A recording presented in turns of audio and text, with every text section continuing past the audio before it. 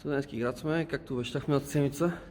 Ще снимам 5-те АТВ и един крос по-отделно обаче, че е страшно студено, не може да се мият машините, замръзват, затова ще ги снимам както са дошли.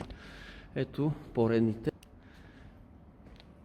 Това е Адли 400 кубика.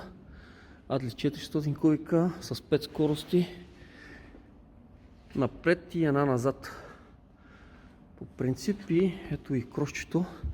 Това е гушче 250 кубика, нещо като турър с документи за кат, но не е задължително, може да сложат и кросови гуми и става направо топ крос.